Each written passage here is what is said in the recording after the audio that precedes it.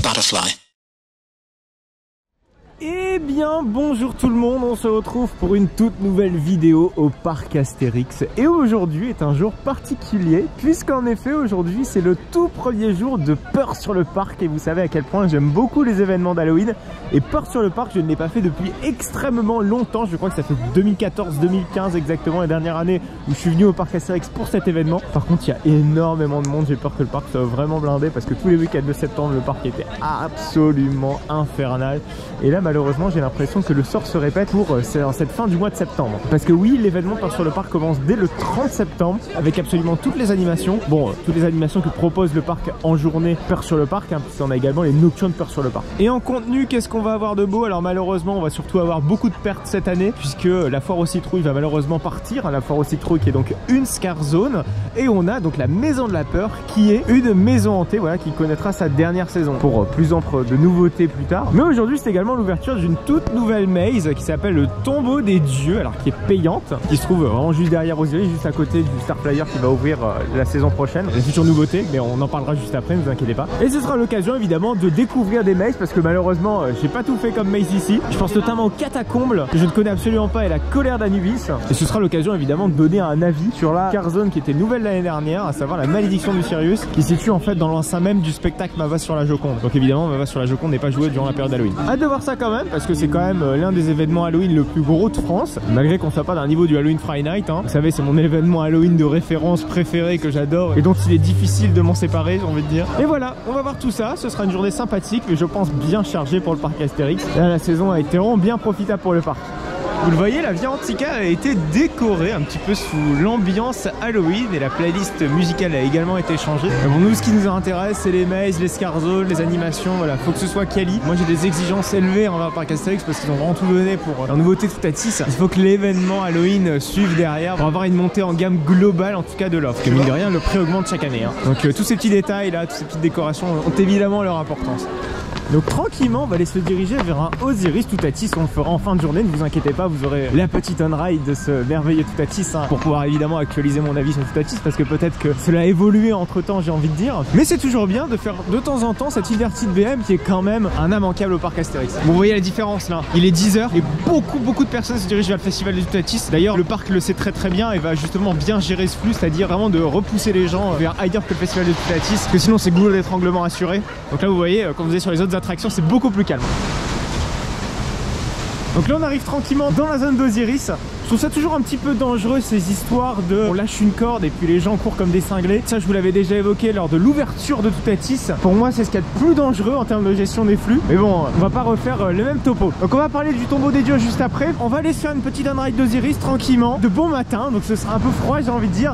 Mais le principal c'est qu'on fasse de bonnes attractions avant d'attaquer voilà, dans le cœur du sujet, c'est-à-dire Peur sur le parc. Ça y est on est dessus. Bon par contre entre la séquence précédente et la séquence ici, c'est qu'il y a eu une panne de 15 minutes. Je sais pas ce qui s'est passé. Entre temps, la file n'a pas été fermée et donc on se retrouve avec une grosse file d'attente là à 60 minutes, parce que forcément il n'y a pas eu de train qui ont été dispatchés pendant un bon quart d'heure. Ça s'est répercuté évidemment sur le débit, sur la gestion des flux. Par contre le problème c'est que nos sacs se sont retrouvés dans un autre chariot. Mon sac est dans le train précédent. Techniquement, surtout que le parc Astérix stipule bien dans son règlement intérieur que tout est effet personnel ou objet perdu dans ce genre de casier, en gros, ils ne sont pas responsables de cette perte. Et ça c'est quand même pas ouf, hein. Mais bon, malheureusement nous subissons, on va dire, cette situation pour des questions de débit, si je les cite évidemment. Voilà, ça ne va pas nous empêcher évidemment de profiter de ce merveilleux rail d'Osiris sous un soleil tapant. Et ça c'est bien, mais il fait froid, évidemment parce que nous sommes au mois d'octobre. Et que Peur sur le parc rime aussi avec mois d'octobre frais et température fraîche. Bien que nous sommes fin septembre. Mais bon, au lieu de parler de la pluie et du beau temps, on va quand même parler un peu de coaster. Ça va quand même bien. On arrive en haut de ce lift avec la drop bien twistée que BM a eu du mal à faire.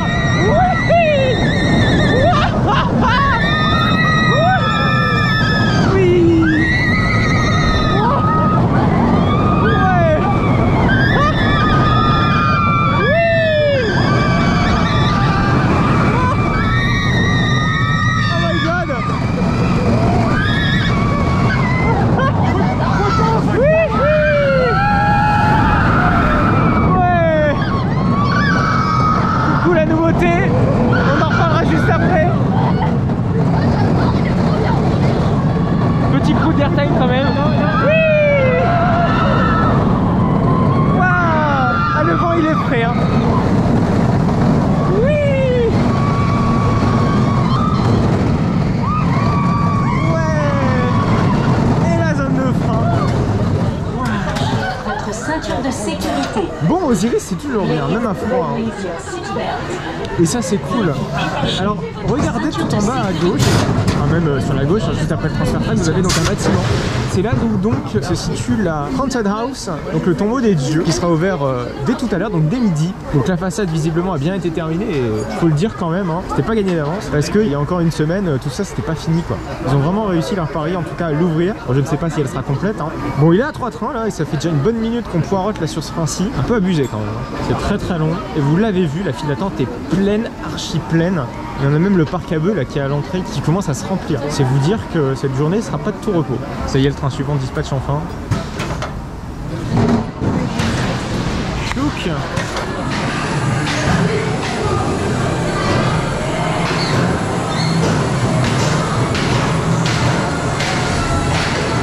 Voilà, retour en station et c'est la fin.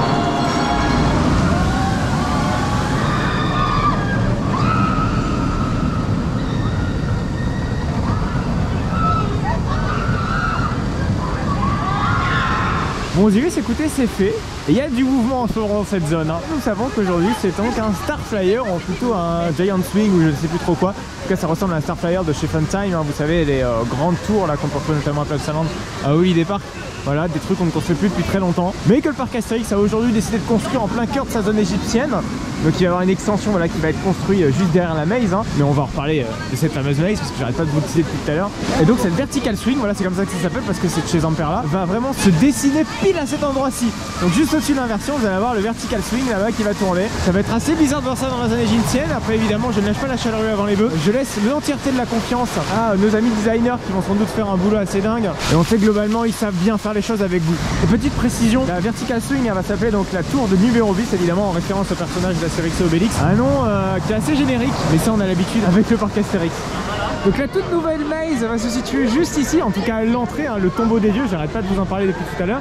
Donc ce tombeau des dieux aura donc une entrée payante à 5 € déconseillée au moins de 16 ans. On a intérêt à ce que ce soit effrayant, j'ai envie de dire, hein, puisque là on a carrément des mises en garde. Et une entrée payante, voilà ici c'est rare, hein, dans les autres parcs c'est hyper fréquent. Chaque nouvelle maze ici au parc Astérix devient payante, hein, c'est le cas des catacombes à son ouverture. Donc visiblement c'est également le cas pour les tombeaux des dieux. Donc comme vous pouvez le voir, il y a encore à peine une semaine, hein, il y avait une énorme clôture voilà, qui séparait l'entrée de cette attraction et du futur Vertical Swing. Donc là il y a tout un petit parterre assez bien arboré et assez bien fourni, j'aime beaucoup. Le sol est plutôt bien organique entre l'ancienne zone et puis la nouvelle qui va donc partir par ici. Par contre j'ai peur, là je vois de l'asphalte bien noir. J'espère que ce sera pas que de l'asphalte bien noir l'année prochaine. Hein. Bon, en tout cas vous le voyez depuis tout à l'heure, là je suis en train de vous tourner un plan séquence et il n'y a absolument pas un train qui tourne. Alors que là, il y a 2 heures, il y a clairement 2 heures, la file déborde, c'est horrible. La single rider est fermée, la putain de single rider est fermée, vous en rendez compte quand même. Le parc est blindé, c'est n'importe quoi. Ça c'est clairement le début de journée de l'enfer. Hein. 2 heures sur Osiris, les trains dispatchent toutes les 2 voire 3 minutes et il y a un arrêt lift. Waouh.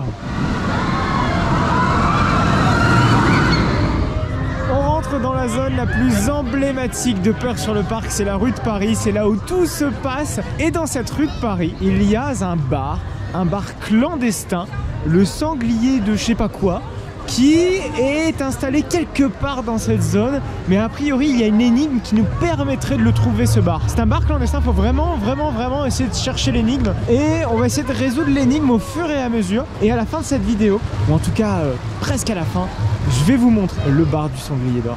Donc évidemment le classico, on a une petite couche de thème Halloween avec des citrouilles, mais ce qui est intéressant surtout dans la rue de Paris, voilà, c'est ces petits acteurs qui peuvent déambuler. C'est une mini Scar Zone, c'est un peu plus light que ce que ça peut être la foire aux citrouilles, la malédiction de Sirius. Ça d'ailleurs, ce kiosque s'appelle encore le Transdémonium, bizarre.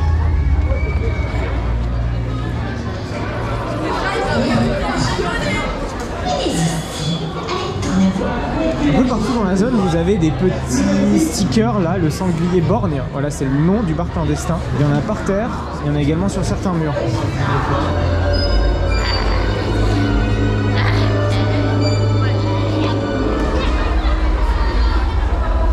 En l'occurrence commence ici, on a la Maison de la Peur qui est la maze historique du parc Astérix.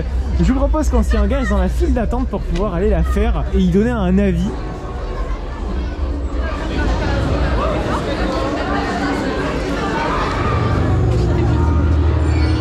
La Maison de la Peur, c'est parti. Avancez!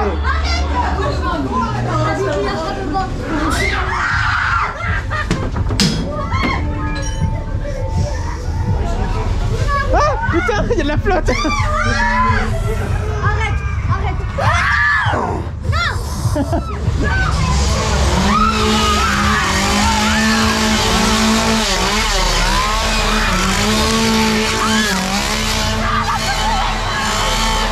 C'est aussi efficace ce truc. Donc cette Maison de la Peur va partir l'année prochaine. C'est sa dernière saison cette année. Les décors, c'est vrai qu'ils font un peu cheap, c'est encore des Halloween à l'ancienne, mais c'est vraiment très efficace. Les acteurs sont vraiment à fond, alors, sans doute parce que c'est la première de la saison. Bon, par contre, il y a des trucs que j'ai pas du tout apprécié dans cette maze, c'est que le maquillage était encore frais, et donc du coup, on en a reçu vraiment beaucoup sur les vêtements. Les acteurs venaient vraiment trop près, bah, ils nous touchaient. Alors bon, ça peut être sympa de temps en temps, mais de manière à forcer comme ça, moi je suis pas habitué. A priori, ça a d'être une constante ici au parc Astérix, mais à Walibi c'est pas le cas. À Moose Park Germany, c'est pas le cas.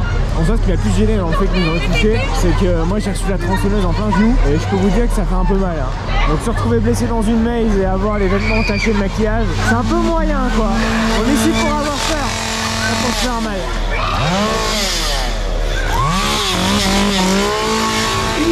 Venez découvrir ma nouvelle sensation forte, Métamorphosis. Voilà, donc vous l'avez compris, on va aller faire Métamorphosis, C'est un rendez-vous spectacle que en je n'ai jamais terrain fait, inconnu. qui est donc unique Aujourd'hui, pour la période Peur sur le parc. j'envoie du lourd. Venez à moi. Si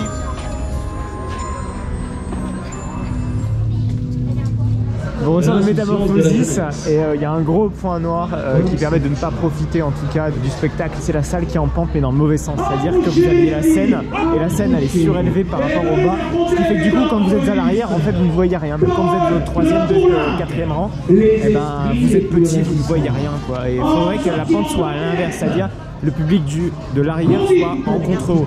Mais pourtant Métamorphosis c'est une très chouette attraction slash spectacle parce que ça dure 10 minutes, hein, c'est assez court pour un spectacle et assez long pour une attraction, donc c'est un peu un entre-deux. Mais ce truc là est vraiment chouette, la storyline est vraiment très bien, il y a des défauts et des qualités dans Métamorphosis. Pour moi en soi le show il n'y a rien à dire, c'est parfait, mais c'est la configuration de la salle, en tout cas le matériel qui ne va pas du tout. Et ça c'est vraiment dommage parce qu'à un point de vue vraiment on pourrait profiter très bien du spectacle Métamorphosis. On va rentrer du côté de la Scare Zone, les malédictions de Cyrus. Juste ici on peut y retrouver notamment une maison hantée qui s'appelle les Catacombes. Et les Catacombes ont ouvert il y a quelques temps. Et c'est thématisé sur forcément les catacombes de Paris. Et ça je trouve ça très bien de connecter la storyline de la zone ambiante avec la maze. Les catacombes c'est par ici.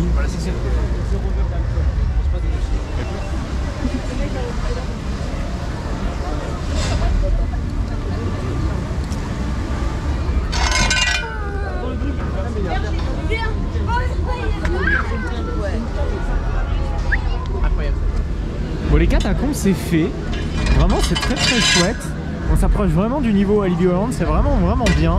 Les décors sont beaux, sont magnifiques, on est bien mis dans la pénombre, il y a différentes parties de la maze qui jouent avec nos sens, avec le toucher, etc. C'est très agréablement surpris de catacombes, ça prend au trip, c'est vraiment très bien. Il y a des scare buttons, en fait c'est des petits boutons que les acteurs peuvent activer pour pouvoir déclencher un effet sonore ou un effet lumineux. Et sur les catacombes c'est très bien utilisé.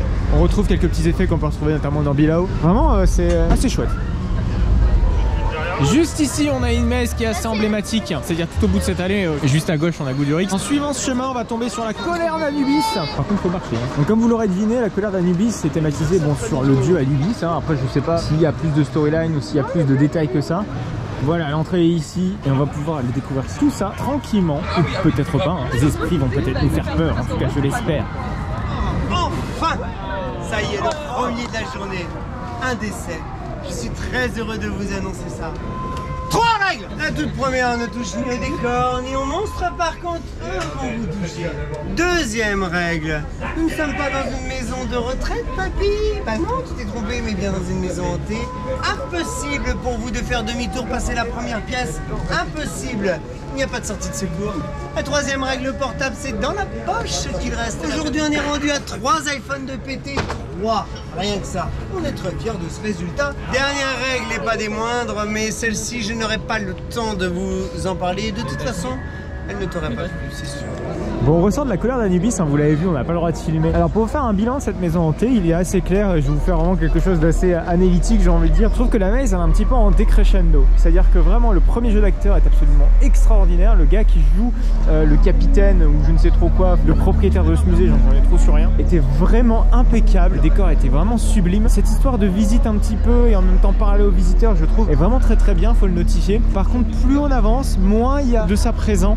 Et plus on avance, moins les décors également sont présents. Je trouve que la scène tout à la fin où on a les migales, les scorpions, les genres de pipites qu'on vous envoie dans la gueule, je trouve que ça marche absolument pas du tout. Peut-être parce qu'on n'est pas suffisamment plongé dans le noir, il y a de la lumière noire. Je pense que ça aurait été bien de mettre un système, vous savez, comme il y a à Challenge of Tutankamon, c'est-à-dire des grosses bébêtes là voilà qui volent avec un bras. Ça peut être bien fait, mais là, je trouvais que c'était trop exigu pour pouvoir y croire en fait qu'il y a des insectes. Donc vraiment la colère d'Anubis c'est en 2 teintes. Le début c'est génial et plus on avance, moins c'est cool. Je pense que la maze commence à accuser son âge. Après elle a encore sa place je trouve au parc Astérix. Ça reste une bonne maze, pas extraordinaire non plus. Mais pour du gratuit je trouve ça tout à fait honnête. Donc comme vous pouvez le voir ici en face de nous, nous avons le spectacle Main basse sur la Joconde. Alors la maze du son Cyrus. Vous le voyez, donc c'est une scare zone. Alors qu'est-ce qu'une scare zone? Là vous découvrirez cette chaîne pour la première fois. Une scare zone c'est un endroit de peur où des acteurs déambulent, où il y a des spectacles de rue. Bon, le problème malheureusement voilà, des scare zones comme ça de jour, c'est qu'on ne voit pas grand chose en soi hein.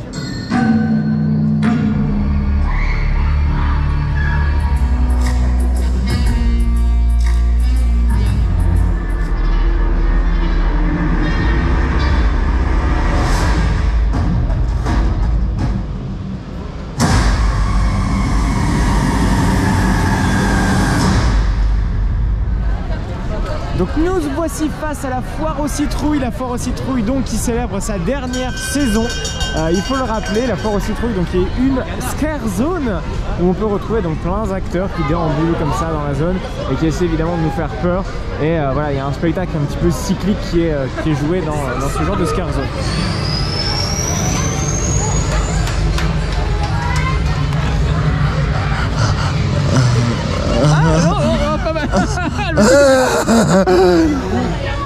Malgré les apparences, je ne mords pas.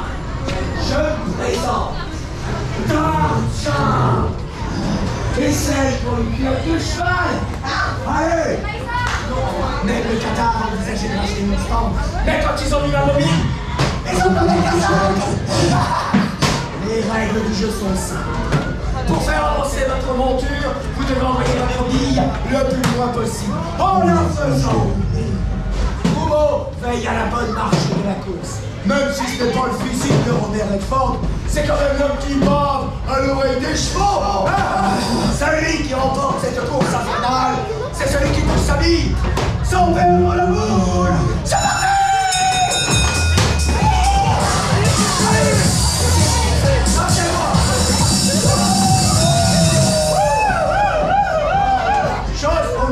Chose, la chercher tes voilà. Et les soirées. Les spécialistes, elles sont un petit peu fortes. Ah, qu'est-ce que vous espériez?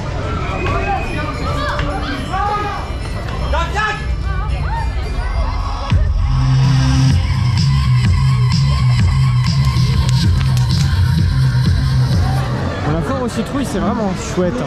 Les petites mazes elles font pas très peur et il n'y a pas d'acteur dedans donc c'est pas extraordinaire. Bon c'est plus un petit bonus à la foire aux citrouilles. La scare zone est vraiment bien, alors peut-être un peu petite. C'est vrai que ça mériterait peut-être un petit peu plus d'espace pour absorber un peu plus de monde. Après comme beaucoup de scare zones, ce sera forcément mieux en nocturne. Les ouvertures 10h-19h ne suffisent pas à profiter je trouve d'une scare zone aussi qualitative soit-elle elle a l'air en tout cas. Donc la Nationale 7 est rethématisée spécialement pour Halloween. C'est le chemin des sorciers. Et malheureusement, il va nous quitter. Je trouve que c'est le meilleur parcours de Taco qui nous quitte malheureusement. Ce sera donc sa dernière saison, que ce soit au chemin des sorciers, que ce soit la Nationale 7. J'avais déjà fait un tour en septembre dernier sur la Nationale 7, donc c'est pas un grand problème. Puis elle a un tel charme, je me fais vraiment très vintage. C'est une partie en tout cas de l'histoire du parc qui s'en va. Sans doute pour des choses meilleures, mais il va falloir vraiment me convaincre parce que c'est vraiment une très chouette attraction. Un pied dehors, un pied dedans, un pied dehors, bientôt la tombe, bientôt les choux, bientôt c'est bon, tiens. Peste Maurice, peste Maurice. On peut rentrer? Entrez, merci. Entrez. Je vous présente ma famille. Ils sont tous des deux, je pense. Un peu de patience, j'ai dit. Vous aimez jouer?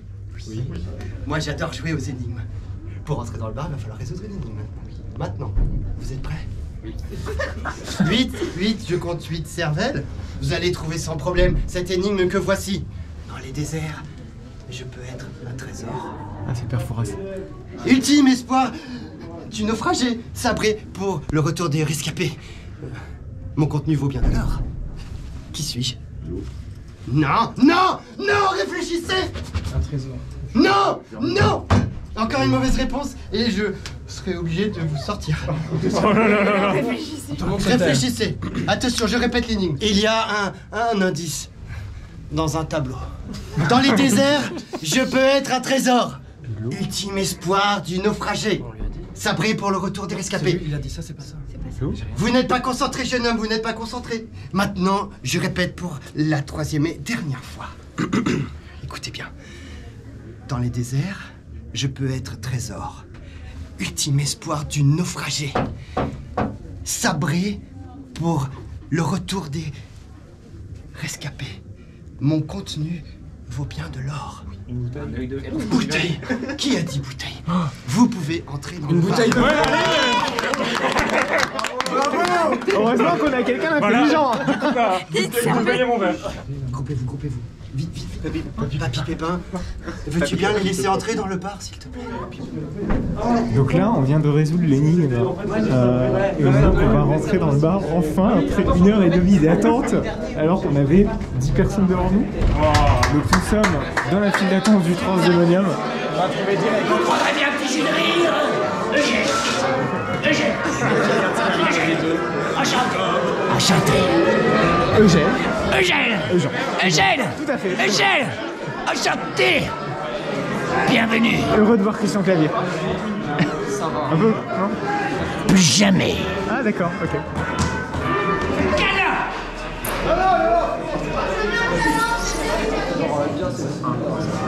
Oui, c'est vraiment magnifique. Hein. Les décors ont bien été renforcés. Bien plus qu'en tout cas à l'époque du Transdémonium. Très beau. Vous voyez, la capacité est vraiment pas très élevée. C'est génial. Oui, madame. Bienvenue dans le village. Eugène. Oui. Attends. Dégarpie. Oui, madame. Je l'ai déjà dit. Ça va être très. Tu es trop proche des clients. Pas comme les chefs. On n'est pas servi. Ça vient? Tout ça, tavernier. Ils attendent. C'est génial. Ça fait 10 minutes, madame.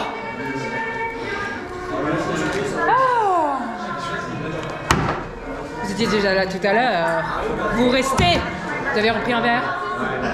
Attention. Il faut de la pâte. Morissette, est-ce que vous avez déjà entendu parler du Transdémonium? Du quoi? Du Transdémonium. Qu'est-ce donc? Ce qui était avant votre bar. Avant mon bar, Oui. il n'y avait rien. Ce bar appartient à mes parents depuis des générations. Enfin, mes ancêtres, je veux dire. J'en perds mes mots. Ça, Est-ce que vous aviez pas un père qui s'appelait Mario? Oh, c'est quoi ces balivernes? Oh là là. Mais vous me faites perdre mon temps complètement. Vous savez qui était mon père? Qui était mon père? Dites-moi. Vous ne savez pas? Non? On vous a pas présenté Pépé Pépin? Ah. Après, j'ai dû me battre pour récupérer cet héritage. Et ça va en valer la chandelle. Vous ne buvez plus? C'est fini déjà? Ah, buvez.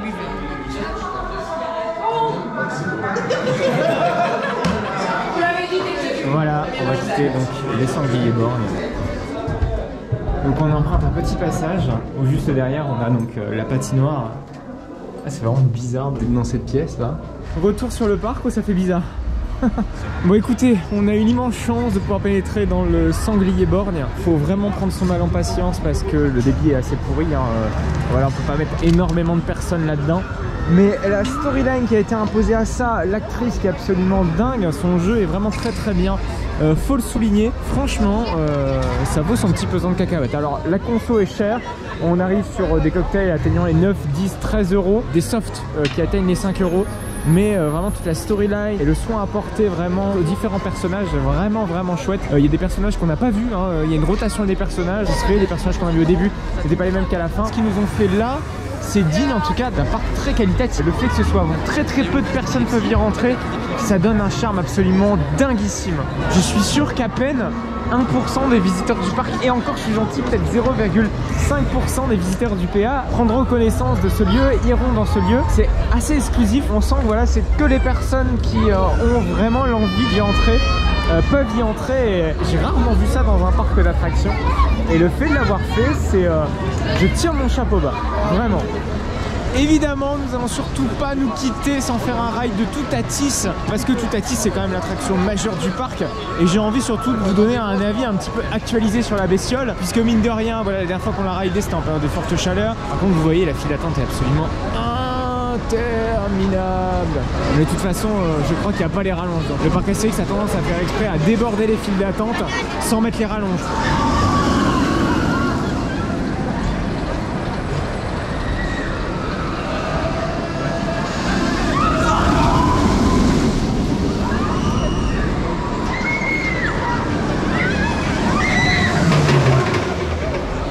Il y a quelque chose qui me chagrine énormément là dans cette file d'attente, c'est qu'il n'y a pas de musique. Alors qu'il y a de la musique expressément composée pour l'attraction. Et la musique a été désactivée pour faire sur le parc.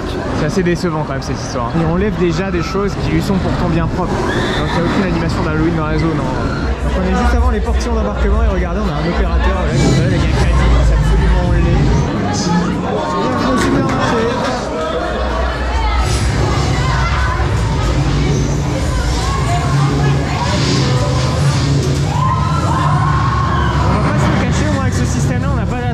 Particulière avec ces problèmes de sac, c'est sûr qu'on se débarrasse de ça. Et surtout niveau sécurité, c'est peut-être un peu mieux, hein, parce que le fait d'avoir un casier qui se balade comme ça en permanence, c'est pas sécuritaire. Donc Toutatis, c'est parti avec une petite rétention d'eau qu'on va se prendre dans la gueule. Ça va, allez,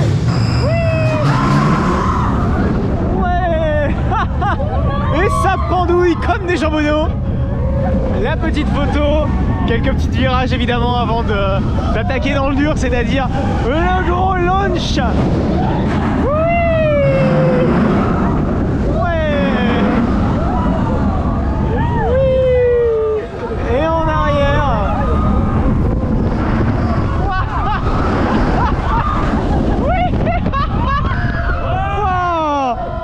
Oh, Gyropolis qui est blindé.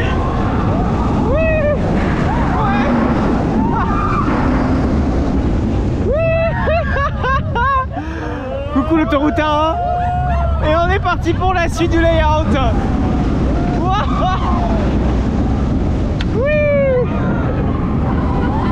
Ah, il est chouette là, hein. Ouais. On les aime les gros airtime.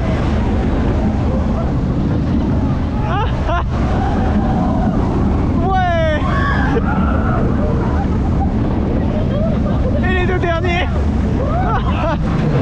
Bon, il est encore franc, on l'a connu quand même bien meilleur que ça, mais on sait qu'il peut être en très meilleure forme. Mais bon, je le rappelle, hein, les coasters sont très sensibles à la température ambiante. Le train est dispatché en avant et nous on va arriver. Mais bon, c'est vrai qu'il faut l'admettre que cette histoire de casier au pré-embarquement, ça améliore le débit, mais c'est quand même laid, c'est très très laid.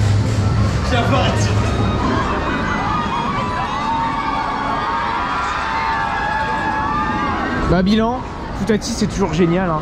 Juste avec le recul, il y a certains éléments, même figures même, qui sont un peu plus variés sur Toutatis. Sur Conda, c'est voilà, beaucoup de gros airtime à la méga coaster. Ça reste un coaster vraiment très varié, très intéressant. Pour moi, oui, bien sûr, ça fait partie toujours du top européen. Par contre, voilà, ce qui pose un gros problème, c'est le débit, clairement. Regardez, Voilà, ça crée des files d'attente absolument dingues. Tout le monde a envie de faire Toutatis et pas attendre 2 heures pour ça quoi. Alors pour moi des trains 4 places ça aurait été bien. Bon évidemment une Tamine en produit que pour ces méga coasters et voilà. C'est pas leurs histoires de quasi malheureusement qui arrangent l'affaire. C'est une journée classique ça et ça dégueule, ça va dans tous les sens, c'est pas possible quoi, c'est vraiment pas possible. C'est dommage de devoir vraiment se tortiller en 4 pour essayer de faire un coaster quoi.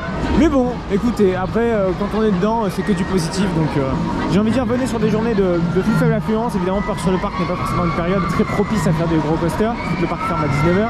Venez sans doute je pense à l'été gaulois, même s'il y a du monde vous pouvez largement tout faire. Toutatis, même s'il y a 2 heures, j'ai envie de dire c'est moins dérangeant parce que le parc est ouvert plus longtemps. Mais là aujourd'hui ça pose un réel souci. Aujourd'hui clairement c'est impossible de tout faire. C'est impossible de faire et les mazes et les coasters, tout. Non c'est impossible. Faut vraiment se faire un choix malheureusement. Voilà, c'est la fin de cette vidéo au parc Astérix pour l'événement Peur sur le Parc. Alors honnêtement là c'est une journée un petit peu light dans le sens que voilà le soleil se couche tard, on n'a pas eu vraiment une nocturne, c'est-à-dire avec vraiment la nuit tombée. Mais quand ce sera le cas, je pense que ce sera vraiment bien. Pour du gratuit, pour moi c'est très bien. Faut encore pousser le vice plus loin pour moi. Pour l'instant c'est l'événement on va dire à Halloween plus grand de France. Donc pour pouvoir arriver à un niveau national comme arrive à le faire Walibi Holland, faut encore y aller. Et je pense que je sous-estimais avant de venir un petit peu leur événement Halloween. Franchement je suis assez convaincu. Donc on va sans doute venir pour la nocturne d'Halloween. Donc restez connectés, restez abonnés à cette chaîne puisqu'on va sans doute venir ici pour pouvoir découvrir donc une nocturne de Peur sur le Parc. Il y a des choses qui changent pendant les nocturnes de Peur sur le Parc.